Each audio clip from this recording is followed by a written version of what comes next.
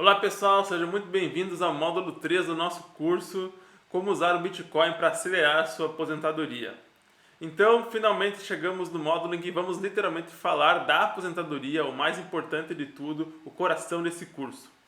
E lembrando para vocês aí mais uma vez que esse curso é gratuito, então aí eu só estou fazendo um merchan dos meus dois livros, o Power Hurt, A Descoberta da Alma, um livro que trata sobre os valores e virtudes da liberdade, e o Revolução Bitcoin, que é um livro que também complementa os conhecimentos desse curso.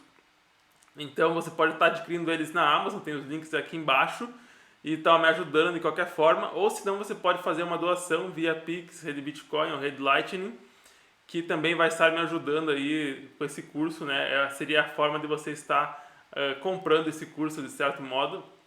Tenho certeza que você já comprou um curso que te serviu muito menos e pagou muito mais caro, então qualquer valor aqui ajuda. E então vamos começar já a aula sem mais enrolação, o colapso da segurança social. Para começar, vamos falar sobre o que é a segurança social, né? Então, ela é a ideia que você possa trabalhar por toda a sua vida despreocupado, porque quando a sua idade de aposentadoria chegar, né, todos nós vamos envelhecer, você poderá se aposentar tranquilamente porque o governo vai tomar conta de tudo. Só que basicamente o que o governo faz, né, e promete é que durante a sua vida você vai rachar a segurança social, né, vai pagar a aposentadoria de um idoso, dividindo a conta entre diversas pessoas, e depois lá na frente vai ter jovens ali pagando a sua aposentadoria. Essa ideia ela surgiu lá no século XIX, junto da Revolução Industrial, e foi possível implementar ela sem maiores problemas, porque no passado, né, o crescimento populacional foi muito grande e as pessoas tinham muitos filhos, né? Então a gente já vai ver agora por que essa ideia se tornou insustentável ao longo do tempo. Historicamente, as famílias sempre foram muito numerosas e sempre foi vantajoso para as famílias terem muitos filhos, né? Porque a mão de obra no campo era necessária, a mão de obra das crianças, querendo ou não, era uma ajuda necessária para a família. E os pais tinham todo o incentivo do mundo para cuidar bem dos seus filhos, para que no futuro, alguns deles, pelo menos, viessem a cuidar dos pais na velhice, né? Então a sua aposentadoria eram os seus filhos. Só que em determinado momento, então, o governo tomou para si a promessa de cuidar dos idosos e, junto com a Revolução Industrial, toda a dinâmica da sociedade se alterou, né? As cidades, os carros surgiram, as casas e tiveram seus padrões alterados para comportar famílias menores. E o resultado que a gente tem hoje, então, são famílias de um casal e pets, e quando muito, né, tem um filho ou dois, muito raramente, né? Quantos amigos você tem aí da sua idade que tem filhos? Então, antigamente, como a segurança social na velhice era através dos seus próprios filhos, né, que poderiam te ajudar, e nem todos os filhos também acabavam cumprindo esse papel. Ter muitos filhos era um investimento para o casal nesse caso, porque você tinha essa incerteza, né, sobre o futuro das crianças também. Com o passar do tempo, a urbanização e tudo, esse padrão de ensino das crianças que surgiu, o custo por filho aumentou muito e o Estado roubou para si o papel dos filhos e cuidar dos pais na velhice. Assim ficou menos interessante e menos necessário ter filhos e também ficou mais caro ter filhos. E qual o problema nesse tipo de família? À primeira vista não teria muito problema, a gente pode até pensar, alguns pensam, né, que temos pessoas demais no mundo e coisas desse tipo. Só que todo o nosso sistema de segurança social hoje, ele é uma pirâmide. E uma pirâmide, para ela se manter, ela precisa de crescimento exponencial. Então a gente pode ver que no nível 1 da pirâmide, se tiver 6 participantes, vai precisar de 36 pessoas para sustentar ela. E por assim vai. Se você pegar ali a partir dos últimos níveis, você tem muito mais pessoas do que a população global, né? 13 bilhões ali para todo mundo poder sustentar todo mundo ali, digamos assim. Então o que estava acontecendo? Durante muitos anos, muitas décadas, o número de participantes nessa pirâmide só aumentava, só crescia. Então estava muito confortável para o governo se manter nessa posição. Mas a tecnologia, essa mudança de padrão de vida e tudo mais, fez com que finalmente o número de participantes que estão entrando nessa pirâmide, né, social acabou diminuindo. Se analisarmos agora, então, isso aqui são dados do Brasil, né? Mas para o cenário mundial a gente vai ver que está muito parecido. Temos cada vez menos pessoas ativas, idosos vivendo mais tempo e uma pirâmide desequilibrada, né? Podemos ver aqui que em 1980 tínhamos 9 pessoas para cada idoso e agora a previsão é para 2060 termos uma pessoa e meia para cada idoso, né? Hoje nós estamos aqui, ali em torno de 3 pessoas para cada idoso, que já é pouco. Então a segurança social aí já está sofrendo. Temos os idosos vivendo mais tempo, né? Também, imagina lá na Revolução Industrial, as pessoas praticamente não se aposentavam, porque aos 60 anos elas já estavam morrendo. E agora as pessoas se aposentam aos 60 e elas podem viver mais 20, 30 anos sem trabalhar. E isso acaba sendo um custo adicional na pirâmide, né? Claro que é muito bom poder viver mais, mas essa parte financeira, a forma que a sociedade está moldada, está colapsando nesse sentido. Como finaliza ali, né? Então se vive 5 anos a mais, mesmo se aposentando com a mesma idade praticamente. E como que está a situação dos aposentados no Brasil? Você pode ver aqui então que 46%, a maior parte, depende de parentes para sobreviver. 28% depende de caridade. 25% são obrigados a trabalhar. E apenas 1% é independente com a aposentadoria que recebe do INSS. Então, você vê que já agora esse cálculo não bate, essa matemática não bate. E se a gente analisar também aqui reajustes do salário mínimo e da aposentadoria, você pode ver que os reajustes da aposentadoria são sempre inferiores ao do salário mínimo. Por quê? Porque a aposentadoria é apenas uma despesa para o governo. Não se vê o aposentado como algo de valor agregado. Então, a correção inferior acaba sendo benéfica para o governo que está pagando. Sem falar que, por exemplo, aposentados fazerem greve é uma coisa impossível, né? E como está a população brasileira hoje? Como ela está dividida? 43 milhões são empresários, empreendedores e funcionários. 12 milhões são servidores públicos. Esses vão receber a aposentadoria integral. 39 milhões já são aposentados e pensionistas. 53 milhões são crianças, que ainda vão entrar no mercado de trabalho, algumas. 56 milhões estão em Bolsa Família. O Brasil já teve 7 reformas da Previdência desde 1993. Ou seja, ninguém sabe como resolver o problema, ninguém sabe se vai se aposentar e o problema está sendo só empurrado com a barriga. Agora, recentemente, no governo Bolsonaro foi feita uma reforma da Previdência, e já se está falando agora de nova reforma da Previdência com urgência, porque essa de 2019 foi pouco e já vai se esgotar os ajustes feitos em 2027. E se nós trocássemos a Previdência Pública por Previdência Privada, todo mundo? A Previdência Privada vai sofrer do mesmo mal, que na hora de pagar ela funciona muito bem, né? Você vai botando seu dinheiro lá dentro, e na hora de receber você vai ter um monte de historinha para boi dormir aí e não vão te pagar o dinheiro certo do mesmo jeito. Então acaba ficando um monte de dinheiro para bancos, enfim, e não fica para a sua aposentadoria de fato. E quais as consequências da diminuição populacional e o envelhecimento, né? Então diversos países da Europa hoje enfrentam problemas relacionados à diminuição populacional também. E o caso mais alarmante que nós temos então é a Itália, Portugal e Grécia, e também o país mais idoso do mundo, que é o Japão. No caso esse não está na Europa, né? E no Japão, o preço das casas foi para o chão. O que esses países têm em comum? Além de serem de primeiro mundo, mais adultos acima dos 40 anos do que crianças. Um caos na pirâmide da segurança social por tabela e mais de uma década de juros tabelados negativos.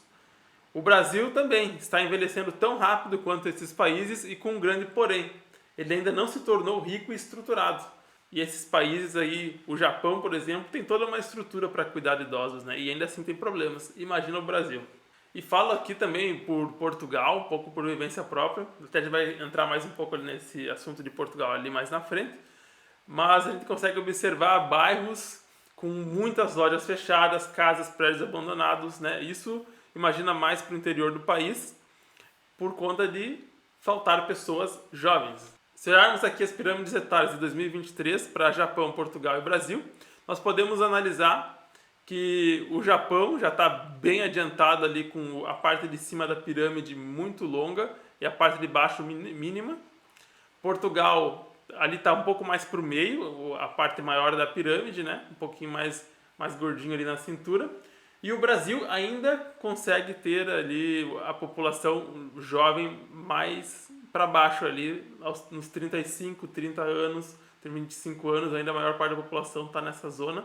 Enquanto aqui em Portugal já está na zona de 45, 50 anos, e no Japão, então, ali mais perto dos 60, a maior parte da população.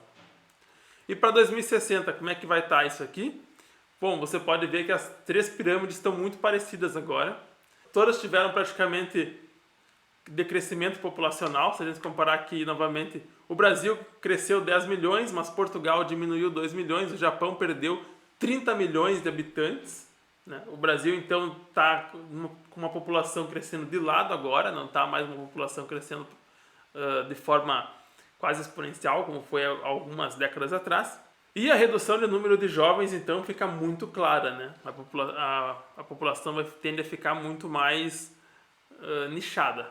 E o que aconteceu com as aposentadorias das pessoas? Né? Sabendo que a inflação vai vir, que a Segurança Social não vai resolver a sua aposentadoria, naturalmente as pessoas tiveram que buscar alguma proteção e garantia. E a maioria acabou que encontrou essa proteção e garantia nos imóveis, que foi a forma mais fácil dessas gerações conseguirem guardar a sua riqueza. Então houve uma busca incessante por imóveis nas gerações anteriores, e as N razões, né, que elas preferiram esses imóveis, então são tanto emocionais, porque são bens tangíveis, você pode tocar no imóvel, né, uma parede ali de fato, a terra ali, você sabe quem está usufruindo, pode olhar por eles. O sentimento de dono e de soberania, que é um pouco falso, porque o Estado pode tirar os imóveis a qualquer momento. Historicamente sempre são corrigidos pela inflação, ou seja, são muito bons como proteção para a inflação. E racionalmente também os imóveis são relativamente escassos, bons imóveis, especialmente em áreas litorâneas, acabam tendo uma valorização superior, porque são escassos, né? Nem todo mundo consegue morar de frente para a praia, e podem prover um fluxo de caixa constante, já que o seu salário como aposentado não vai ser o suficiente para resolver a sua vida. Então comprar casa virou uma estratégia padrão para auxiliar na aposentadoria. Naturalmente as pessoas buscaram por bens escassos e bens que elas pudessem ter soberania, ao menos em parte, sobre eles. Imóveis tomaram o lugar do dinheiro. Porém, em cidades onde a população desapareceu, né, qual o preço da valorização dos imóveis? Né? Qual que é o preço de um imóvel na Venezuela? Qual que é o preço de um imóvel numa aldeia abandonada na Itália? €1, né? Tem casas sendo vendidas a €1 na Itália. E o que acontece então? A gente tem aqui o maior mercado, o maior valor de mercado que nós temos hoje é em imóveis, real estate, né? 330 trilhões de dólares estão alocados em imobiliário, 315 trilhões estão em débitos bancários. Aí você pode ver ali que ações já são apenas 110 milhões, tem o mercado de arte que é 18 trilhões e o mercado de ouro 17 trilhões. E o Bitcoin hoje está valendo só 1 trilhão, quase 2 trilhões aí. E então tem muito a que se absorver. E é interessante, né, que, como a gente viu antes, os imóveis eles são escassos e você tem um pouco de soberania sobre eles. E o Bitcoin também traz essa mesma característica de ser escasso e você ter soberania sobre o seu Bitcoin. Então, quais são as consequências dos imóveis como reserva de valor? O cidadão médio usa imóveis como se fosse dinheiro, então muitos entesouram imóveis ainda que não tenham qualquer planejamento para o mesmo. Quantos apartamentos vazios você já viu aí também, apartamentos novos e vazios na sua cidade? No Brasil se impera no ar um sentimento de que o preço dos imóveis só sobe, pois a maioria das pessoas ainda cresceu em um país onde a população só crescia. Então os preços acompanhavam essa população crescendo. Mas tudo deve mudar, pois já é sabido agora então que em 2030 o Brasil será o 5º país com maior número de idosos em valores nominais. Estamos ficando velhos e ainda não ficamos ricos, isso é muito preocupante. Aqui você pode ver ali então reportagens, né? O Brasil envelhece como a Europa e não tem a qualidade de vida que a Europa proporciona, infelizmente. A nossa alimentação, os nossos alimentos do mercado são inferiores aos europeus, para você ter uma noção, né? Muito mais produtos tóxicos. Então, basicamente, em algumas poucas décadas, 1 ou 2, eu diria, vamos estar em uma situação em que vai sobrar terras, vai sobrar imóveis e o país vai estar ainda atrasado tecnologicamente, em produtividade e com muitas pessoas também viciadas aí em telas, várias doenças mentais surgindo, a gente pode ver aí, porque a gente não entende muito bem as consequências desse mundo digital ainda para nossas crianças. E são elas que vão ter que pagar a nossa previdência social, né? Na proporção de quase 1:1. O que será que vai ser o resultado disso, né? Então, com uma quantia bizarra de novos condomínios e prédios sendo construídos aí na sua cidade, quantos prédios estão sendo erguidos? Me fala aí nos comentários. Até quando a construção vai continuar sendo lucrativa, né? E será que sem incentivos e tabelamento de juros, que no Brasil o juro para imóvel é mais baixo que o da taxa Selic, tanto para construtora quanto para compradores e revendedores, essas obras vão continuar sendo viáveis e lucrativas? Em países como a Venezuela, que é rica em petróleo, por exemplo, mas em cima de uma das piores ditaduras da América Latina, os imóveis valorizaram. Nós não sabemos também aí o destino de curto prazo do Brasil. Sem contar na falsa sensação de que terras são escassas, né? O governo também traz uma ilusão de que as terras são escassas, porque tem terras sobrando, é que o governo não loteia as terras. A escassez de terra que temos é porque a maior parte das terras no Brasil e nos outros países do mundo pertencem ao Estado. Se cada um pudesse afixar sua casa em um lote livre de posse, a apropriação natural, né? A apropriação natural é um direito libertário, sobraria terras para todos, provavelmente. O Japão está dando casas abandonadas de graça. Ó, lembra das casas de €1 na Itália? A Croácia também agora tem. E todos esses países aí são idosos, né? E as casas abandonadas é o normal. O novo normal, casas abandonadas, né? No Brasil, casa abandonada em cidades grandes, principalmente, rapidinho alguém invade e toma o uso campeão, né? Mas aqui no primeiro mundo isso não é muito comum. Acaba que os imóveis ficam na mão do Estado, né? E ali ficam abandonados por décadas, porque nem o Estado sabe que é dono do imóvel, né? E o brasileiro também, né? Tem essa preferência por apartamentos. Você pode ver que casas são muito mais vagas no Brasil do que apartamentos, por causa da segurança, né? O bom é que país idoso normalmente é mais seguro.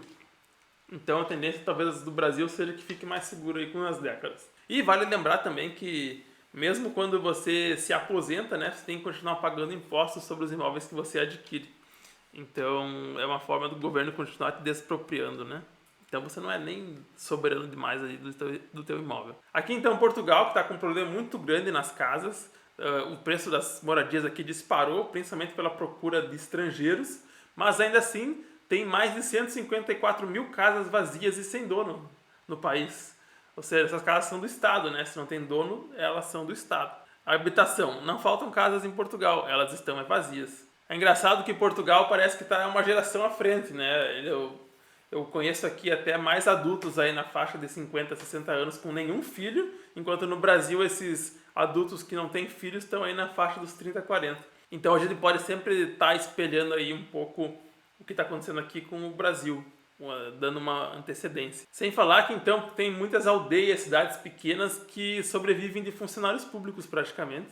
Se o governo quebrar essas cidades do interior, as quais hoje sobrevivem de aposentados e funcionários públicos, vão colapsar total, né, todos os seus comércios, e aí vai ter que ser uma nova economia de subsistência. E o Bitcoin também pode brilhar muito aí se não tiver acesso à moeda estatal. Agora, para a gente entender também esse colapso, não basta a gente ver só a parte dos imóveis e da pirâmide social, mas também o déficit geracional. Então tá tudo isso interligado, né? Quase um trilema que deu certo aí, né? Então, falta de nascimento de filhos, uma geração que roubou da outra via dívida, e a crise nos imóveis, né? Então, o rombo da Previdência Social, junto com o entesouramento dos imóveis como dinheiro, causou distorções no poder aquisitivo das novas gerações. Quantas pessoas aí com 20 e poucos anos você conhece que tem que morar com os pais porque não conseguem pagar nem sequer o aluguel? Imagina comprar um imóvel. Então, educados e pobres, os jovens têm só 5% da riqueza. Apesar de constituir a maior parte da força de trabalho, as pessoas que nasceram entre os anos 80 e 95 possuem só, né, 4,6% da riqueza dos Estados Unidos. E já os baby boomers, que são normalmente a geração dos nossos avós ou pais, controlam mais de 50% da riqueza do país, e a geração X, então, que é a subsequente ali antes dos anos 80, responde por 25%. E como é que isso aconteceu? Aconteceu via que a Previdência Social fez com que a geração mais velha roubasse o passado, o futuro da geração mais nova ao mesmo tempo, através de imóveis, terrenos, dívidas governamentais, né? Que eles foram sempre trazendo dívida para gerações futuras. E a geração que está pagando a conta, infelizmente, é a dos millennials, que é a minha também, né? Eu sou de 95. E não é normal que uma geração mais velha seja mais rica do que a mais nova, né? Afinal, tiveram mais tempo para ganhar dinheiro e acumular riquezas. Entretanto, quando os baby boomers tinham mais ou menos a mesma idade que a geração de millennials hoje, eles já controlavam 21% da riqueza do país, que era 5 vezes mais do que os millennials possuem hoje. Muitos relatam já que a geração dos millennials está, em média, pior financeiramente do que seus pais e avós estavam na mesma idade, apesar de ter tido uma melhor educação. Então, é só você ver aí quantas pessoas de 20 a 30 anos estão morando com seus pais, não conseguem pagar aluguel, trabalham para não sobrar um real no final do mês. E aí quase metade dos boomers eram proprietários de casas aos 34 anos. Em contraste, apenas 37% dos millennials possuem uma nesta mesma idade. Ou seja, está mais difícil comprar casa. Deprimidos, falidos e cringes, a maldição dos millennials. É um artigo interessante de ler. A pesquisa aqui mostra que a geração Z é a mais vulnerável financeiramente. Então, a gente está aí num choque, num momento em que idosos aposentados estão com toda a riqueza ali concentrada e a nossa geração ficou para trás. Estamos pagando a dívida que eles fizeram lá nos anos 80, ou antes até. Então agora, já partindo para a reta final, vamos analisar aqui que a partir dos anos 80, ali, antes um pouco na verdade, né, em 71, teve a quebra do padrão ouro. E desde então, mesmo a produtividade aumentando, o salário continuou o mesmo praticamente. Ou seja, uma moeda que não é escassa trouxe um empobrecimento da população, porque agora você recebe uma moeda que é inflacionada. Então você começou a receber sempre aumentos de lado, não teve um aumento real de poder de compra, ainda que a produtividade aumentasse. E aí, como eles sabem que eles não vão conseguir te pagar a sua aposentadoria, eles surgem com umas ideias e discursos muito bonitos, como o Fórum Econômico Mundial aqui gosta de dizer, né? Você não vai ter nada e será feliz. Por quê? Porque eles, que são da geração anteriores, já têm tudo. E daí eles não precisam passar nada para você, né? Porque, na verdade, eles já têm tudo isso em empresas, em holdings gigantescas. Então, você não vai ter nada e vai ser muito feliz. A falta de um bom dinheiro quebrou o enriquecimento das gerações mais novas, que agora vão ter que trabalhar até os 78 anos para poder se aposentar, ao invés de se aposentar com 55, 60, igual os outros se aposentaram. Mas, finalmente, nós temos uma esperança que não vai poder nos tirar as coisas e a gente vai poder ser feliz de verdade possuindo o que a gente deseja. Porque você pode possuir algo que eles não têm como te tomar, que é o Bitcoin. Porque lembra, ali ó, a partir da próxima década, só será possível pagar aposentadorias na moeda do governo através de emissão de dívida, ou em seu sinônimo, uma impressão infinita de dinheiro, cobrando quase 100% de imposto em cima dos trabalhadores restantes, porque vai ser um para um, vai ser uma pessoa para sustentar cada idoso. Ou você vai ficar trabalhando por uma moeda que vai ser um cubo de gelo, não vai valer nada, ou você vai usar uma moeda paralela ao sistema, que vai ser o Bitcoin, ou qualquer outra criptomoeda, digamos que dê certo, não seja o Bitcoin. Mas você vai usar uma moeda de um sistema que você sabe que está trabalhando para receber uma moeda que não vale nada. Em algum momento as pessoas vão parar de pagar isso, tipo assim, elas vão perceber, eu vou pagar isso aqui e eu não vou me aposentar, do que está valendo a pena, vou receber em Bitcoin, vou receber numa moeda que o governo não tem como cobrar imposto em cima, e assim eu consigo prosperar de verdade, senão vou ficar recebendo aqui o real para pagar salário de juiz. E lembra, dificilmente os governos vão de fato quebrar ou falir, né? Eles vão sempre dar um calote com uma forma mais embaixo, né? Uma forma mais sorrateira. Eles sempre são silenciosos, eles não dão golpes de sopetão, assim, né? Eles vão te roubando aos poucos, devagarinho, para você não perceber. Se a gente olhar aqui, o M2, que é a verdadeira inflação, que é o quanto de dinheiro foi impresso desde 2010, que é a barra amarela. Então a quantidade de dinheiro em circulação aumentou muito mais do que o salário, que é a barra azul. E o que aconteceu com todo mundo desde 2010 para cá? Todo mundo recebe os mesmos salários praticamente e não consegue comprar mais nada. É o que está acontecendo, você vai no supermercado e você gasta R$300 em frutas. o que você vai conseguir comprar, além de só conseguir se alimentar basicamente. Eles estão te roubando de uma forma que você não percebe, não é nem um imposto direto, é um imposto inflacionário. E se continuar nessa tendência, então aí até 2050, como é que vai ser o salário e como é que vai ser a base monetária? É inflação infinita. E você não tem como se proteger se você estiver segurando real, não importa. Implica que na trajetória atual, para onde os governos estão indo, não só o brasileiro, eles só se endividam cada vez mais, as suas moedas estão sendo altamente desvalorizadas, especialmente em países subdesenvolvidos. O aumento da dívida vai significar um aumento maior ainda da inflação, hiperinflação, talvez voltando aí daqui 1 ou 2 décadas. Então qualquer aposentadoria que você receber vai valer nada, vai valer furreca. Elas vão sempre perder muito feio para a inflação. E o seu poder de compra com a sua idade também vai sempre reduzindo, porque você vai estar sendo obliterado financeiramente pelo governo. E vai ser obrigado a vender as suas poucas propriedades que possuir, ou ainda se receber alguma coisa de herança, porque tem imposto sobre herança e depois o que você receber ainda tem que pagar imposto em cima. Então como é que você vai se sustentar até os 95 anos, que vai ser a expectativa de vida? Tipo, rapaz, você vai ter que aceitar a eutanásia do governo porque não tem o que comer? Tipo assim, porque já falam de eutanásia com uma certa normalidade em alguns países. Por quê? Porque é mais barato sugerir a eutanásia para a pessoa do que pagar saúde para o aposentado. E você vai depender aí do governo decidir se você merece comer ou morrer. Então, basicamente, estamos entrando em um período de desvalorização das coisas, porque vai ter uma menor demanda para a mesma oferta. Então, as coisas vão começar a desvalorizar cada vez mais. Vai ter menos pessoas trabalhando, menos pessoas comprando imóveis, menos pessoas comprando ações.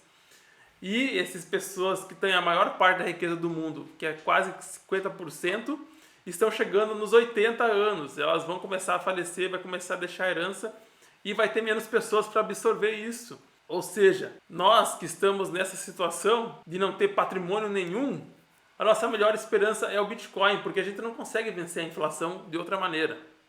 Terminando já essa aula, na próxima aula nós vamos falar sobre a falácia da renda passiva, que eles te vendem o sonho de uma renda passiva. E eu vou te mostrar por que não existe renda passiva, eles te roubam. Você sempre vai perder nesses esquemas que eles te colocam. Então você precisa buscar uma verdadeira poupança, uma verdadeira aposentadoria. E essa é através de um objeto escasso e soberano, que é o Bitcoin. Então, vejo vocês na próxima aula. Essa aula foi longa, foi bastante conteúdo. Agradeço você que ficou até o final. Um abraço, não esquece de conferir os links aqui embaixo. Até mais.